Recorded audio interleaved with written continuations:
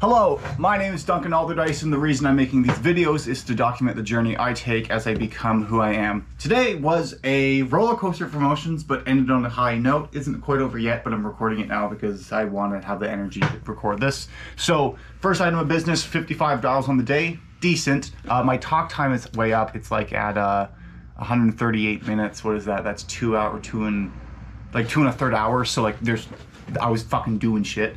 Nothing on LinkedIn. Because I didn't have anything to send out. One demo booked, technically, so I was happy about that. That was one for with a paid Facebook ad that I'd been calling multiple times. I got an email from one of the, there's a marketing coordinator which works with the firm. What's interesting, funny enough, is like across of the 4 demos I've booked this month, like there's one per channel essentially. Hold on, let me just see this. Like, so one over the phone, one via email, one through LinkedIn, and one through text. So just like that spread. 4 demos held on the day, potentially could be 5, but don't want to risk the juju. 19% battery is not bad. And 1 deal closed that I just closed right now. This was the, it was like a platinum level. The person who was ready to close on Tuesday, but then I had sent them the US pricing, so they had adjusted, expected something different. So that's that. But so they closed, so I was actually happy that that managed to occur. Sometimes the verbal yeses and time kills deals, so I was afraid of that, but it didn't. So we're all good on that front. Then, so the roller coaster of emotions of the day is the demo at 9 a.m. I saw that they booked, they were active, looked like they were promising and had good potential to close because they were familiar with the program. So got up early, just shaved, so I looked good on camera. Ended up being over the phone, so it didn't matter in the end. But like partway into the call, they said that they had heard about this from somebody else. And I wanted to ask them, because if that's the case, I have to connect them with the agent who actually onboarded them initially, Luna. But she kept talking, so it was just kind of getting in the way. I wanted to continue with the conversation, and when it came up at the right point, then transfer it to the person rather than just halting the conversation, because they sounded like going oh, I'm going to start off with the gold level, you think? That was within the first 3 minutes they said that. In the end, when they actually got the name for the person, after doing 25 minutes of answering questions and that, honestly, I was going to go worst case, I closed this deal, figure out who it should go to, and then just say this deal is that person's. Just let's get them in the door. It doesn't matter who closed. If the rules of engagement say that I'm not entitled to that commission or sale, that's fine. I'll adhere to that. Do the work, they get it, whatever. But in the interest of not adding unnecessary barriers to somebody who really just wants to sign up now. I'm not convincing them. They've been I'd like to buy immediately. But then so transferred it to that person, and they ended up closing them, so that was good. But then I was frustrated because it was one that I had been excited for. It got good feels for. I was hoping the person who referred it was no longer with the company, so then I could keep it. And then that's that. Now that person who did close them is actually top of the leaderboard, so I'm second. And then with this deal that closed in the evening, or just an hour ago, it puts me I think within $70 of their score.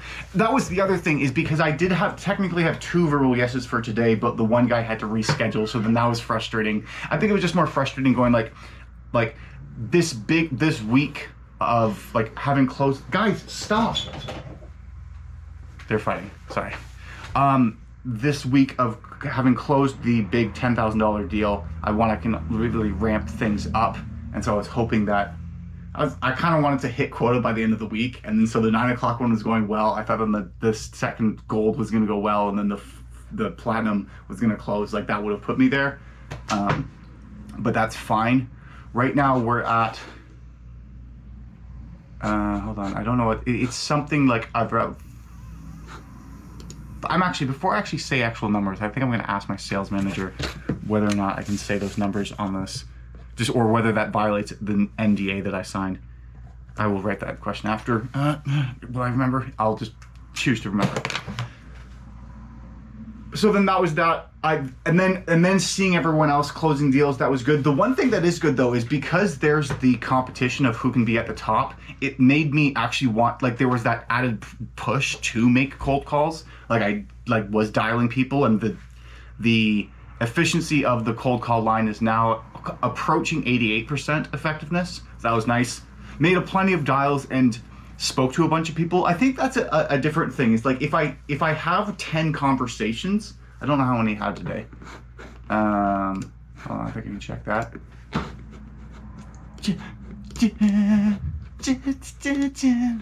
1, 2, 3, 4, 5, 6, 7.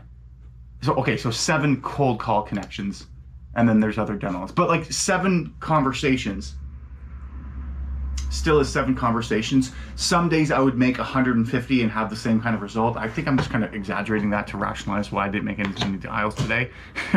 But given the fact that there now is another person who is potentially going to be top of the leaderboard, and I think I got a good chance at being top of the leaderboard this month, it gives me that extra push to make my own luck. And like I'm looking at the deals that they're closing, and most of them, I'm not seeing many come from self-generated opportunities, but a lot of marketing sort of demos, and that's good. I like that because I have like 2 deals closed today this week actually were from self-generated opportunities, and the marketing demos are either hit or miss, but that's really random. So it's not really, I can take advantage of the opportunity that's presented to me, but I can't always be getting the quick, easy wins from the marketing demos. That's maybe the luck that they're having, but what I can do in the meantime is create more opportunity for myself, so that, again, it's the same thing. I'm a self-sufficient machine on self-generated opportunity, and the marketing demos are just padding the resume, or padding what I am able to do. So that's that. I feel good. I think there was something else I wanted to talk about. I should start making lists. The one thing I will say is I was looking at the analytics for some of these videos, just on the analytic things. Like the top content in this period, I'm just seeing the videos that have been doing the best. And I think more what I'm surprised at, the view count isn't very high, but I'm not particularly focused on that. But the viewer duration, average view duration, that's high. Like there's one where I have a 52.5% average view duration of 4 minutes and 42 seconds on a 33 view video, which is just like, I'm gonna watch that video to see what it is that I'm actually talking about. And I thought that was just a unique situation on that. But then actually that sort of trend of, like there's a video where for 7 minutes, that's the average view duration on 10 views. Like that's, I think it's just more, that math is telling me whatever this series is interesting enough for somebody who does not know me. I don't know what for or what it is that it's doing specifically. If you're watching this video and you haven't commented explaining it already, Jennifer, I know you've commented that, but let me know why it is you're watching this, because I don't know. I know why I'd watch it, because I'm me. So it's like, it's interesting, but like, why would you watch it? What value are you actually getting from this, or is this series doing for you? Are you just watching one video, or is it just, are you watching multiple at a time? Is it fun to binge? Just whatever you can put down there. There's a comment as well. So I would be interested in that. Also, I meant to shout out Jennifer's song, Breakfast for Dinner? Is it Breakfast for Dinner? I think Breakfast for Lunch is something that, I know, okay, Breakfast for Dinner. If I've said the name wrong, I will just have the text here right, so I'm really sorry. But Breakfast for Dinner, I meant to shout it out every single day last week, but didn't do that. Maybe it was the week before. But here's another shout out. So if you want to listen to that song, click the link in the description to check out that video, and I will talk to you later. You know. I'm excited to see where this next year takes me.